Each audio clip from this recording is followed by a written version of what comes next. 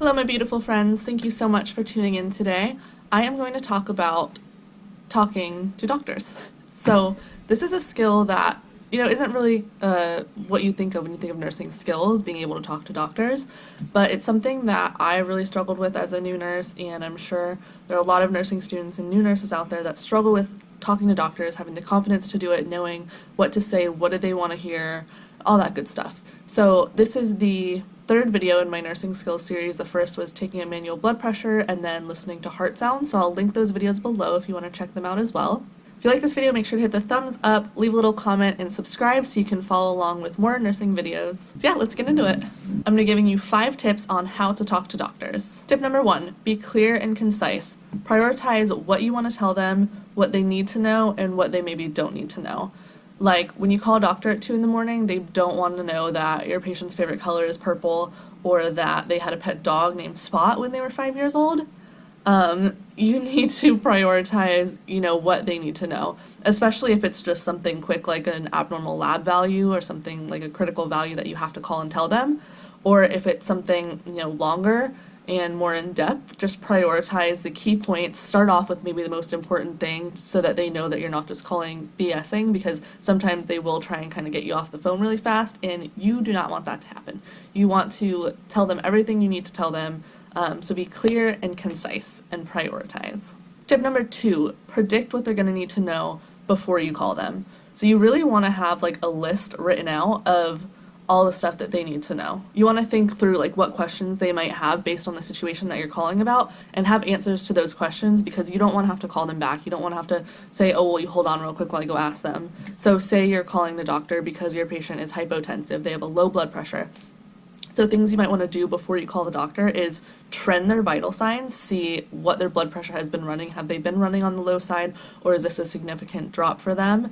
Also, you may want to try doing the blood pressure on a different arm. Make sure that it's not just a wrong value. Make sure that it correlates on different arms.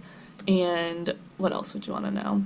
What precipitated it? Was the patient sleeping really hard? Did they get some Lasix?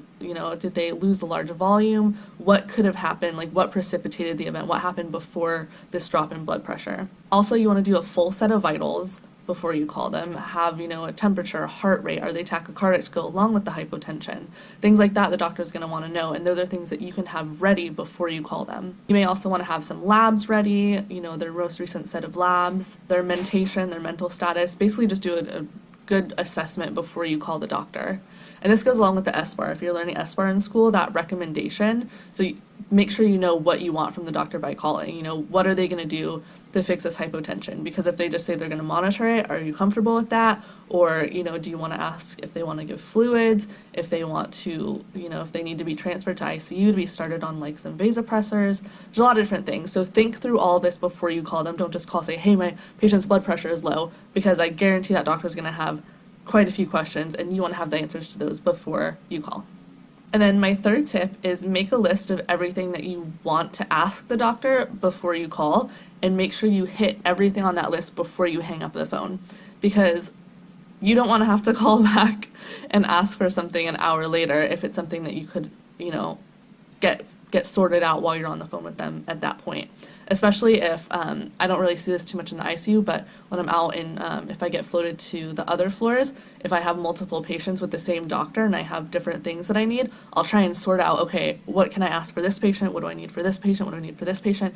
And address it all before I hang up. And do not let the doctor hang up the phone before you address everything. Because I have been like kind of rushed off the phone a couple times with doctors, and I'm like, no, like I still have questions, or I still have things that I need to address. And at the end of the day, it's your job, so you need to get what you need done. So make your list and do not let that doctor hang up until you address everything on your list. Number 4, check to see what you can do before you call the doctor. So this kind of goes along the same lines of like checking the vital signs and predicting what questions that the doctor might have, but things that you can also check before you call the doctor so that you don't, get into this predicament of the doctor's like, oh, well, why didn't you try this or this first? So you want to check your list of PRN medications. So if the patient is hypertensive, if they have a PRN antihypertensive on their MAR or their medication list, then that's something that you can go ahead and do once you see that they're hypertensive and you don't need to call the doctor to get an order. You already have the order for it. So make sure you check your PRN list before you call the doctor. Also check to see if you have protocols in place. If the patient's labs come back and their potassium's low, if they have the potassium protocol in place, you can go ahead and replace their potassium and not have to call the doctor and get another order for it, because they're going to probably be really annoyed if you call them and say, hey, the potassium's low, do you want to replace it? And they're like, well, I already have a protocol in place. That's your job to know that.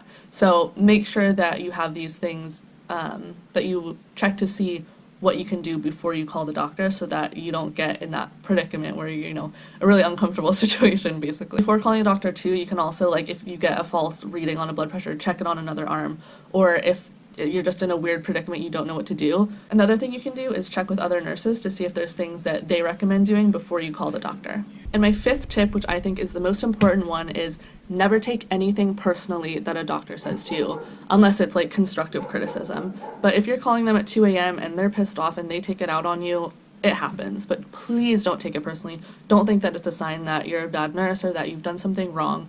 You are doing your job.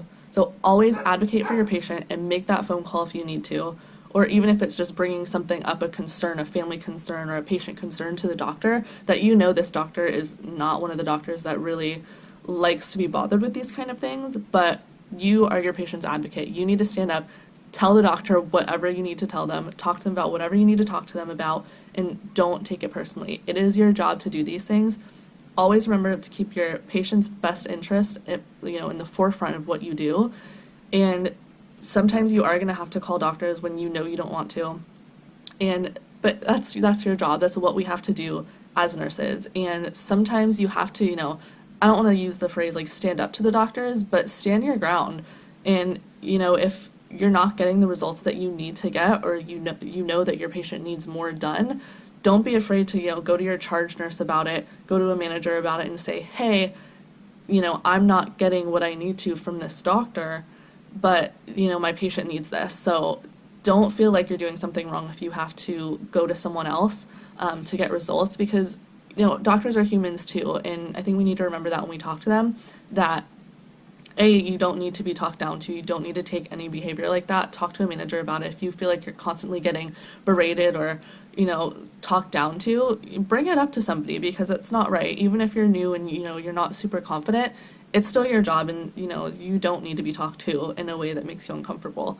So know that, try and distinguish between someone giving you constructive criticism when you talk to them to just downright, talking down to you, basically. So yeah, what I'm saying is don't take it personally, accept constructive criticism, but stand your ground and always do what's best for your patient. Even if you don't want to make that phone call, know that it's your job, and be confident about it. So yeah, those are my 5 tips on how to talk to doctors. I hope you guys found this video helpful, and make sure to check out my other skill series videos if you haven't. I'll link those down below. Thank you so much for watching, and we'll see you next time.